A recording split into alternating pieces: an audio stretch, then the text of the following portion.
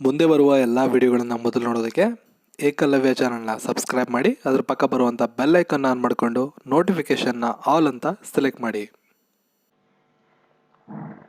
ಮೊಟ್ಟ ಮೊದಲನೇದಾಗಿ ದಿಕ್ಕುಗಳ ಬಗ್ಗೆ ನಿಮಗೆ ಬೇಸಿಕ್ ಐಡಿಯಾ ಇದೆ ಅಂತ ನನ್ನ ಭಾವನೆ ಇದೆ. ಪೂರ್ವ, ಪಶ್ಚಿಮ, ಉತ್ತರ, ದಕ್ಷಿಣ, ಆಗ್ನೇಯ, ನೈಋತ್ಯ, ವಾಯುವ್ಯ, ಈಶಾನ್ಯ ಈ ರೀತಿ ರೆಪ್ರೆಸೆಂಟೇಷನ್ ಮಾಡಿದ್ರೆ ಪೂರ್ವ ದಿಕ್ಕು, ಪಶ್ಚಿಮ, ಉತ್ತರ, ದಕ್ಷಿಣ, ಆಗ್ನೇಯ, ನೈಋತ್ಯ, ವಾಯುವ್ಯ, ಈಶಾನ್ಯ. ಈಶಾನ್ಯ ರಾಜ್ಯಗಳು ಅಂತ ಹಲವಾರು ಸಲ ಹೇಳ್ತಾರೆ, ಅದನ್ನು ನೀವು ಕೇಳಿರ್ಬೋದು. ಪಾಕಿಸ್ತಾನ ವಾಯುವ್ಯದಲ್ಲಿ, ನೈಋತ್ಯ, ಆಗ್ನೇಯ. ಸೊ ಇದಿಷ್ಟು ನಿಮಗೆ ಗೊತ್ತಿದ್ರೆ ಸಾಕು, ತುಂಬ ಸುಲಭವಾಗಿ ಈ ಸಮಸ್ಯೆಗಳನ್ನ ಬಗೆಹರಿಸ್ತಾ ಹೋಗ್ಬೋದು. ಮೊದಲನೇ ಸಮಸ್ಯೆ, ಒಂದು ಸ್ಥಾನದಿಂದ ಹೊರಟ ರವಿ, ಒಂದು ನಿರ್ದಿಷ್ಟ ಸ್ಥಾನದಿಂದ ಹೊರಟ ರವಿ ಉತ್ತರ ದಿಕ್ಕಿಗೆ 5 ಕಿಲೋಮೀಟರ್ ನಡೆದು ನಂತರ ಎಡಕ್ಕೆ ತಿರುಗಿ 6 ಕಿಲೋಮೀಟರ್ ನಡೆಯುತ್ತಾನೆ. ಅಲ್ಲಿಂದ ಎಡಕ್ಕೆ 5 ಕಿಲೋಮೀಟರ್ ನಡೆದು ಪುನಃ ಬಲಕ್ಕೆ ತಿರುಗಿ ನಡೆದನು. ಈಗ ಅವನು ಯಾವ ದಿಕ್ಕಿಗೆ ಮುಖ ಮಾಡಿ ನಿಂತಿದ್ದಾನೆ? ಪ್ರಶ್ನೆ. ಒಂದು ನಿರ್ದಿಷ್ಟ ಸ್ಥಾನ, ಈ ಸ್ಥಾನದಿಂದ ಉತ್ತರ ದಿಕ್ಕಿಗೆ ಹೊರಡ್ತಾನೆ. ನೋಡಿ, ಇದು ನಿರ್ದಿಷ್ಟ ಸ್ಥಾನ, ಉತ್ತರ ದಿಕ್ಕಿಗೆ ಆತ ಹೊರಟ 5 ಕಿಲೋಮೀಟರ್. ನಂತರ ಎಡಕ್ಕೆ ತಿರುಗಿ 6 ಕಿಲೋಮೀಟರ್ ಹೋಗ್ತಾನೆ. ವ್ಯಕ್ತಿ ಹೀಗೆ ಹೋಗ್ತಾ ಇದ್ದಾನೆ ಅಂದರೆ ಆರೋ ಮಾರ್ಕಿಗೆ ತಗೊಳ್ಳಿ, ಇದು ಲೆಫ್ಟ್, ಇದು ರೈಟ್. ಸೊ ಎಡಕ್ಕೆ ತಿರುಗಿ 6 ಕಿಲೋಮೀಟರ್ ಹೋಗ್ತಾನೆ, ಅಲ್ಲಿಂದ ಎಡಕ್ಕೆ ತಿರುಗ್ತಾನೆ, ಇಲ್ಲಿ ಆರೋ ಮಾರ್ಕ್ ತಗೊಳ್ಳಿ, ಇದು ಲೆಫ್ಟ್, ಇದು ರೈಟು. ಅಲ್ಲಿಂದ ಎಡಕ್ಕೆ 5 ಕಿಲೋಮೀಟರ್ ವಾಪಸ್ ಬರ್ತಾನೆ, ಪುನಃ ಬಲಕ್ಕೆ ತಿರುಗಿ ನಡೆದನು, ಇಲ್ಲಿ ಆರೋ ಮಾರ್ಕ್ ತಗೊಳ್ಳಿ, ಇದು ಲೆಫ್ಟ್, ಇದು ರೈಟ್. ಸೊ ಬಲಕ್ಕೆ ತಿರುಗಿ ಹಿಂಗೆ ನಡೀತಾ ಇದ್ದಾನೆ. ಈಗ ಅವನು ಯಾವ ದಿಕ್ಕಿಗೆ ಮುಖ ಮಾಡಿದ್ದಾನೆ? ನಾನು ಮೊದಲೇ ಹೇಳಿದೆ, ಇದು ಪೂರ್ವ, ಪಶ್ಚಿಮ, ಉತ್ತರ, ದಕ್ಷಿಣ. ಆತ ಸ್ಟಾರ್ಟ್ ಮಾಡಿದ್ದಿಲ್ಲಿ 5 ಕಿಲೋಮೀಟರ್ ನಡೀತಾನೆ, ಎಡಕ್ಕೆ ತಿರ್ಕೊಂಡು 6 ಕಿಲೋಮೀಟರ್ ನಡೀತಾನೆ, ಮತ್ತೆ ಎಡಕ್ಕೆ ತಿರ್ಕೊಂಡು 5 ಕಿಲೋಮೀಟರ್ ನಡೀತಾನೆ, ನಂತರ ಬಲಕ್ಕೆ ತಿರ್ಕೊಂಡು ಹೋಗ್ತಾ ಇದ್ದಾನೆ. ಸೊ ಈ ಒಂದು ದಿಕ್ಕು ಪಶ್ಚಿಮ ದಿಕ್ಕು, ಇದು ಪೂರ್ವ, ಇದು ಪಶ್ಚಿಮ. ಈ ಥರ ದಿಕ್ಕನ್ನು ಈ ಕಡೆ ಬಂದರೆ ಪೂರ್ವ ಅಂತ ಹೇಳ್ಬೋದು, ಇದು ಉತ್ತರ, ಇದು ದಕ್ಷಿಣ. ಹಾಗಾಗಿ ಈ ಪ್ರಶ್ನೆಗೆ ಸರಿಯಾದಂಥ ಉತ್ತರ ಪಶ್ಚಿಮ ದಿಕ್ಕು.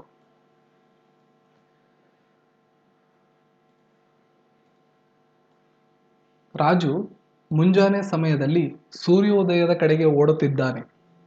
ಅವನು ಮೊದಲು ಎಡಕ್ಕೆ 45 ಡಿಗ್ರಿ, ನಂತರ ಬಲಕ್ಕೆ 90 ಡಿಗ್ರಿ, ನಂತರ ಬಲಕ್ಕೆ 145 ಡಿಗ್ರಿ, ನಂತರ ಎಡಕ್ಕೆ 90 ಡಿಗ್ರಿ, ನಂತರ ಬಲಕ್ಕೆ 45 ಡಿಗ್ರಿ ಓಡಿದರೆ ಈಗ ಆತ ಯಾವ ದಿಕ್ಕಿನ ಕಡೆ ಓಡುತ್ತಿದ್ದಾನೆ? ನೋಡಿ, ರಾಜು ಸೂರ್ಯೋದಯ ಸಮಯದಲ್ಲಿ, ಮುಂಜಾನೆ ಸಮಯದಲ್ಲಿ ಸೂರ್ಯೋದಯದ ಕಡೆ, ಸೂರ್ಯೋದಯ ಅಂದರೆ ಪೂರ್ವ ದಿಕ್ಕಿನ ಕಡೆ ಓಡ್ತಾ ಇದ್ದಾನೆ. ಮೊದಲು ಅವನು ಪೂರ್ವ ದಿಕ್ಕಿಗೆ ಓಡ್ತಾ ಇರೋನು 45 ಡಿಗ್ರಿ ಎಡಕ್ಕೆ ಹೋಗ್ತಾನೆ, ನಂತರ 90 ಡಿಗ್ರಿ ಬಲಕ್ಕೆ ಹೋಗ್ತಾನೆ, ನಂತರ 145 ಡಿಗ್ರಿ ಬಲಕ್ಕೆ ಹೋಗ್ತಾನೆ, ನಂತರ 90 ಡಿಗ್ರಿ ಎಡಕ್ಕೆ ಹೋಗ್ತಾನೆ, ನಂತರ 45 ಡಿಗ್ರಿ ಬಲಕ್ಕೆ ಹೋಗ್ತಾನೆ. ಈಗ ಅವನು ಯಾವ ದಿಕ್ಕಿನಲ್ಲಿದ್ದಾನೆ ಅಂತ ಕಂಡುಹಿಡಿಬೇಕು. ಸೊ ನಿಮಗೆ ಆಯ್ಕೆಗಳು ಈ ಥರ ಇದೆ: ಆಗ್ನೇಯ, ನೈಋತ್ಯ, ವಾಯುವ್ಯ, ಈಶಾನ್ಯ. ಸಮಸ್ಯೆ ಬಿಡಿಸೋ ಪ್ರಯತ್ನ ಮಾಡೋಣ. ಮೊದಲನೇದಾಗಿ ಅವನು ಪೂರ್ವ ದಿಕ್ಕಿಗೆ ಹೋಗ್ತಾ ಇದ್ದಾನೆ, ಸೂರ್ಯೋದಯದ ದಿಕ್ಕು ಪೂರ್ವ ದಿಕ್ಕು, ಹಿಂಗೆ ಹೋಗ್ತಾ ಇದ್ದಾನೆ. ಇಲ್ಲಿಂದ ಆತ ಎಡಕ್ಕೆ 45 ಡಿಗ್ರಿ, ಎಡಕ್ಕೆ 45 ಡಿಗ್ರಿ ಅಂದರೆ ಇದನ್ನು ಪ್ಲೇನ್ ಅಂತ ನೀವು ಅಂದ್ಕೊಂಡ್ರೆ ಇದು 90 ಡಿಗ್ರಿ ಆಗುತ್ತೆ. ಇಲ್ಲಿಂದ ಎಡಕ್ಕೆ ಹಿಂಗೆ ಹೋದರೆ ಇದು 90 ಡಿಗ್ರಿ, ನಮಗೆ 90 ಡಿಗ್ರಿ ಅವಶ್ಯಕತೆ ಇಲ್ಲ, 45 ಡಿಗ್ರಿ. ಸೊ ಇಲ್ಲೂ ಹೋದರೆ 45 ಡಿಗ್ರಿ. ಹಾಗಾಗಿ ಇದು ಪೂರ್ವದ ಕಡೆ ಓಡ್ತಿರೋದು, ಇದು 45 ಡಿಗ್ರಿ ಎಡ, ನಂತರ 90 ಡಿಗ್ರಿ ಬಲ. 90 ಡಿಗ್ರಿ ಬಲ ಅಂದರೆ ಸ್ಟ್ರೈಟ್ ಲೈನ್ ಇಲ್ಲಿಂದ. ನೋಡಿ, ಈ ಥರ ಇದ್ದಾಗ ಇದು 90 ಡಿಗ್ರಿ ಆಗುತ್ತೆ, ಬಟ್ ಲೈನ್ ಹಿಂಗಿರೋದ್ರಿಂದ ಈ ಥರ ಎಳೆದಿದೆ 90 ಡಿಗ್ರಿ. ನಂತರ 145 ಡಿಗ್ರಿ ಬಲಕ್ಕೆ, ಈ ಥರ ಇರ್ತಕ್ಕಂಥ ಲೈನ್ನ ಈ ಥರ ಎಳೆದ್ರೆ 90 ಡಿಗ್ರಿ, ಇದು 45 ಡಿಗ್ರಿ. ನಮಗೆ ಬೇಕಾಗಿರೋದು 145, ಹಾಗಾಗಿ ಇದನ್ನು ಈ ಥರ ಎಳೀರಿ. ಸೊ ಇದು 145 ಡಿಗ್ರಿ.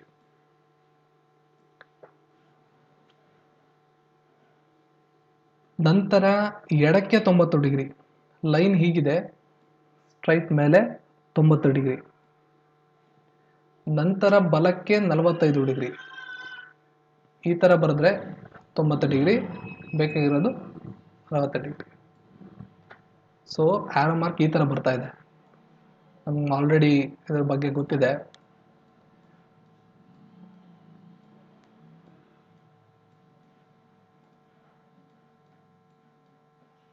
ದಿಕ್ಕುಗಳ ಬಗ್ಗೆ ನಾವು ತಿಳ್ಕೊಂಡಿದ್ದೀವಿ. ಪೂರ್ವ, ಪಶ್ಚಿಮ, ಉತ್ತರ, ದಕ್ಷಿಣ, ಆಗ್ನೇಯ, ನೈಋತ್ಯ, ವಾಯುವ್ಯ, ಈಶಾನ್ಯ. ಆರೋ ಮಾರ್ಕ್ ಬರ್ತಿರೋದು ಈ ಥರ ಬರ್ತಾ ಇದೆ. ಸೊ ಇಲ್ಲಿ ನೋಡಿ, ಇದು ಆಗ್ನೇಯ ದಿಕ್ಕು, ಇದು ನೈಋತ್ಯ, ಇದು ವಾಯುವ್ಯ, ಇದು ಈಶಾನ್ಯ. ಈಗ ಆತ ಆಗ್ನೇಯದ ಕಡೆ ಓಡ್ತಾ ಇದ್ದಾನೆ. ಸರಿಯಾದಂಥ ಉತ್ತರ ಆಯ್ಕೆ 1, ಆಗ್ನೇಯ. ಒಬ್ಬನು, ಇದು ಕ್ವಶನ್ ಪೇಪರ್ ಬಂದಿರತಕ್ಕಂಥ ಪ್ರಶ್ನೆ, ಒಬ್ಬನು ಪೂರ್ವಕ್ಕೆ 1 ಕಿಲೋಮೀಟರ್ ನಡೆದನು, ನಂತರ ಬಲಕ್ಕೆ ತಿರುಗಿ 1 ಕಿಲೋಮೀಟರ್ ನಡೆದನು, ನಂತರ ಎಡಕ್ಕೆ ತಿರುಗಿ 2 ಕಿಲೋಮೀಟರ್ ನಡೆದನು, ಮತ್ತೆ ಎಡಕ್ಕೆ ತಿರುಗಿ 5 ಕಿಲೋಮೀಟರ್ ಪ್ರಯಾಣಿಸಿದನು. ಹಾಗಾದರೆ ಆ ವ್ಯಕ್ತಿ ಆರಂಭಿಕ ಬಿಂದುವಿನಿಂದ ಎಷ್ಟು ದೂರದಲ್ಲಿ ಇದ್ದಾನೆ? ಪ್ರಶ್ನೆ ಏನು? ಒಬ್ಬ ವ್ಯಕ್ತಿ ಇದ್ದಾನೆ, ಪೂರ್ವಕ್ಕೆ 1 ಕಿಲೋಮೀಟರ್ ನಡೀತಾನೆ. ಸೊ ಪೂರ್ವಕ್ಕೆ 1 ಕಿಲೋಮೀಟರ್, ನಂತರ ಬಲಕ್ಕೆ ತಿರುಗಿ 1 ಕಿಲೋಮೀಟರ್ ನಡೆದನು. ಸ್ವಲ್ಪ ಇಲ್ಲಿ ಮರಿತೀನಿ. ಪೂರ್ವಕ್ಕೆ 1 ಕಿಲೋಮೀಟರ್, ನಂತರ ಬಲಕ್ಕೆ ತಿರುಗಿ 1 ಕಿಲೋಮೀಟರ್, ನಂತರ ಎಡಕ್ಕೆ ತಿರುಗಿ 2 ಕಿಲೋಮೀಟರ್. ಆತನ ಎಡ ಈ ಕಡೆ ಬರ್ತದೆ, 2 ಕಿಲೋಮೀಟರ್, ನಂತರ ಎಡಕ್ಕೆ ತಿರುಗಿ 5 ಕಿಲೋಮೀಟರ್ ಪ್ರಯಾಣಿಸಿದನು. ಆ ವ್ಯಕ್ತಿ ಆರಂಭಿಕ ಬಿಂದುವಿನಿಂದ ಎಷ್ಟು ದೂರದಲ್ಲಿದ್ದಾನೆ? ನಮಗೆ ಬೇಕಾಗಿರೋದು ಇದು ಆರಂಭಿಕ ಬಿಂದು. ಈಗ ಆತ ಇಲ್ಲಿರೋದು ಇಲ್ಲಿ, ಇದರ ವ್ಯತ್ಯಾಸ, ಇದರ ನಡುವಿನ ಡಿಸ್ಟೆನ್ಸ್ ಎಷ್ಟು ಅಂತ ಅವ್ರು ಕೇಳಿದ್ದಾರೆ. ಇದನ್ನು ಕಂಡುಹಿಡಿಬೇಕಾದ್ರೆ ನೋಡಿ, ಆಲ್ರೆಡಿ ಫಸ್ಟ್ ಟ್ರಾವೆಲ್ ಮಾಡಿದ 1 ಕಿಲೋಮೀಟರ್, ಇಲ್ಲಿಂದ 1 ಕಿಲೋಮೀಟರ್, ಇಲ್ಲಿಂದ 2 ಕಿಲೋಮೀಟರ್, ಇದು 5 ಕಿಲೋಮೀಟರ್. ಸೊ ಡೆಫಿನೆಟ್ಲಿ ಇದು 2 ಕಿಲೋಮೀಟರ್ ಆದರೆ ಇದು 2 ಕಿಲೋಮೀಟರ್ ಆಗುತ್ತೆ, ಇದು 1 ಕಿಲೋಮೀಟರ್ ಆದರೆ ಇದು 1 ಕಿಲೋಮೀಟರ್ ಆಗುತ್ತೆ. 5 ಕಿಲೋಮೀಟರ್ 1 ಕಿಲೋಮೀಟರ್ ಕಳೆದ್ರೆ ಇದು 4 ಕಿಲೋಮೀಟರ್ ಆಗುತ್ತೆ. ಸೊ ಇದರಿಂದ ನಮಗೆ ಪೈಥಾಗೋರಸ್ ಟ್ರಯಾಂಗಲ್ ಸಿಗ್ತಾ ಇದೆ. ನೀವೆಲ್ಲಿ ಗಮನಿಸ್ಬೋದು. 1 ಕಿಲೋಮೀಟರ್ ಪ್ಲಸ್ 2 ಕಿಲೋಮೀಟರ್ 3 ಕಿಲೋಮೀಟರ್ಸ್, ಇದು 4 kilometres.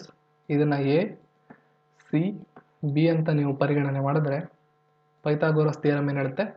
AC square is equal to AB square plus BC square ಅಂತ ಹೇಳ್ತದೆ. AB ಸ್ಕ್ವೇರ್ 1 + 2 3 ಸ್ಕ್ವೇರ್ ಅಂದರೆ 9 ಪ್ಲಸ್ BC ಸ್ಕ್ವೇರ್ 4 ಸ್ಕ್ವೇರ್ 16 25 ಬರ್ತದೆ. 25ರ ಸ್ಕ್ವೇರ್ ರೂಟನ್ನು ತೆಗೆದ್ರೆ 5 ಸಿಗುತ್ತೆ ನಮಗೆ.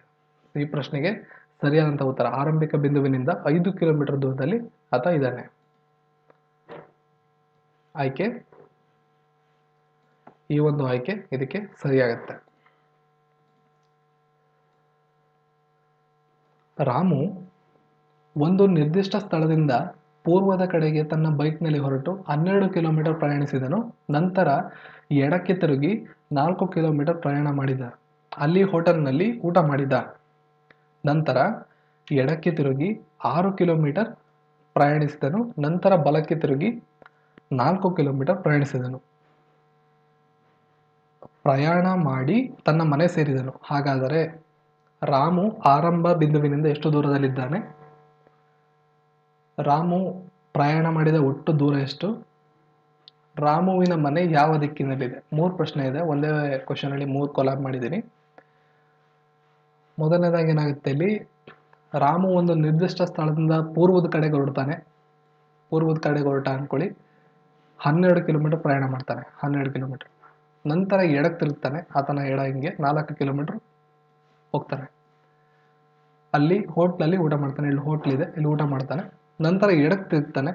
ಅವನ ಎಡ 6 ಕಿಲೋಮೀಟರ್ ಪ್ರಯಾಣ ಮಾಡ್ತಾನೆ. ನಂತರ ಬಲಕ್ಕೆ ತಿರುಗಿ 4 ಕಿಲೋಮೀಟರ್ ಪ್ರಯಾಣ ಮಾಡ್ತಾನೆ. ಇಲ್ಲಿ ಅವ್ರ ಮನೆ ಇದೆ. ಸೊ ಇಲ್ಲಿ ಅವರ ಮನೆ. ಅವ್ರು ಕೇಳ್ತಿರೋದು ಇದು ಪ್ರಾರಂಭದ ಬಿಂದು, ಇಲ್ಲಿಂದ ಇಲ್ಲಿಗೆ ಎಷ್ಟು ದೂರ ಇದೆ ಅಂತ ಮೊದಲನೇ ಪ್ರಶ್ನೆ ಕೇಳ್ತಾ ಇದ್ದಾರೆ. ರಾಮು ಆರಂಭದ ಬಿಂದುವಿನಿಂದ ಎಷ್ಟು ದೂರದಲ್ಲಿದ್ದಾನೆ ಅಂತ ಮೊದಲನೇ ಪ್ರಶ್ನೆ.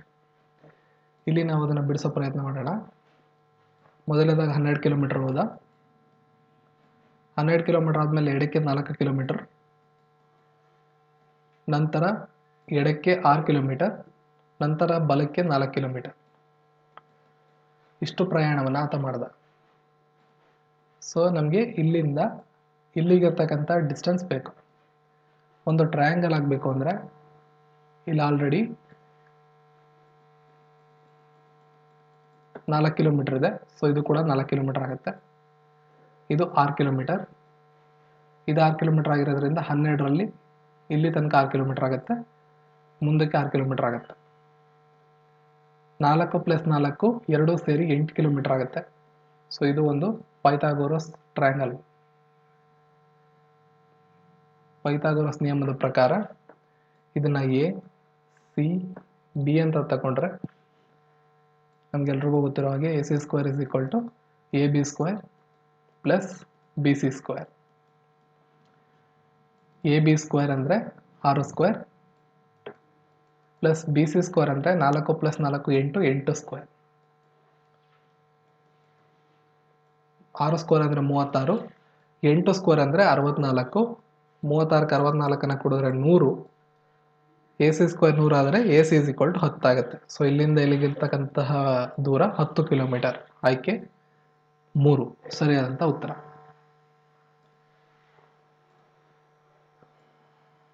ರಾಮು ಒಟ್ಟು ಎಷ್ಟು ದೂರ ಪ್ರಯಾಣ ಮಾಡಿದನು ಅನ್ನೋದು ಪ್ರಶ್ನೆ.